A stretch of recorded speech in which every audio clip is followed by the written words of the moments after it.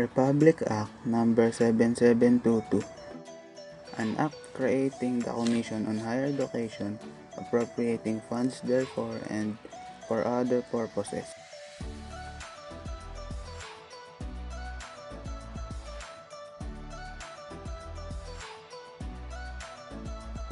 Section 1. This act shall be known as the Higher Education Act of 1994. Section 2. Declaration of Policy.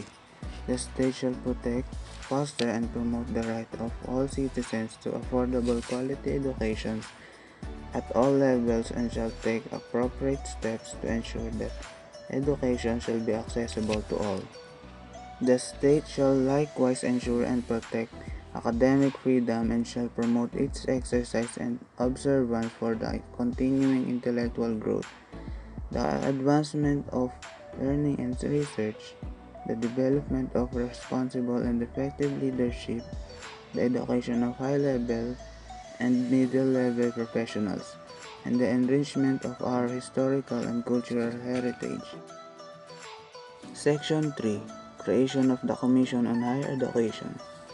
The Commission shall be independent and separate from the Department of Education, Culture, and Sports, and attached to the office of the President for administrative purpose only. Its coverage shall be both public and private institutions of higher education as well as degree-granting programs in all post-secondary educational institutions, public and private. Section 4. Composition of the Commission. The Commission shall be composed of 5 full-time members. During the transition period which begins upon approval of this Act, the President may appoint the Secretary of Education, Culture, and Sports as ex officio chairman of the Commission for a maximum period of 1 year. Thereafter, the President shall appoint the chairman of the Commission and 4 commissioners, who shall be holders of earned doctorates who have been actively engaged in higher education for at least 10 years and must not be candidates for elective positions in the elections immediately preceding their appointment. They shall be academicians known for their high degree of professionalism and integrity who have distinguished themselves as authorities in their chosen fields of learning. Section 5. Term of Office. The President shall appoint the full-time chairman and commissioners for a term of 4 years, without prejudice to one reappointment.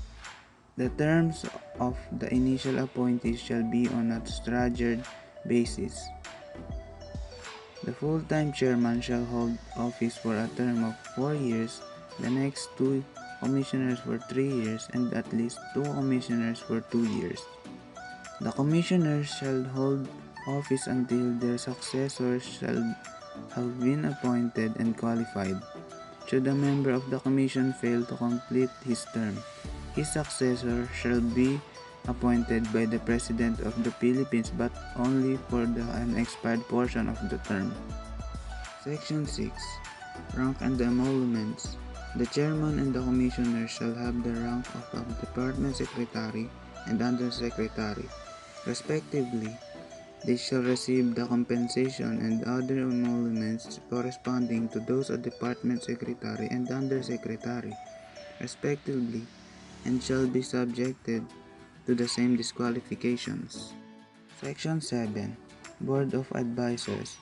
There shall be constituted a Board of Advisors which shall meet with the Commission at least once a year to assist in aligning its policies and plans. The Board of Advisors shall be composed of the following: the Secretary of Education, Culture, and Sports as a chairman, the Director General of the National Economic and Development Authority as co-chairman, the Secretary of Science and Technology, the Secretary of Trade and Industry, the Secretary of Labor and Employment. Section 8. Powers and Functions of the Commission. This includes 15 powers. Section 9. The Secretariat. The Commission shall organize a secretariat which shall be headed by an executive officer subject to the National Compensation and Positions Classification Plan. Section 10. The Higher Education Development Fund. The Higher Education Development Fund, hereinafter referred to as the Fund, is hereby established exclusively for the strengthening of higher education in the entire country. Section 11. Management and Administration of the Higher Education Development Fund. The fund shall be administered by the Commission for sound and judicious management of the fund. The Commission shall appoint a reputable government financial institution as portfolio manager of the fund, subject of the following conditions. Section 12. The Technical Panels.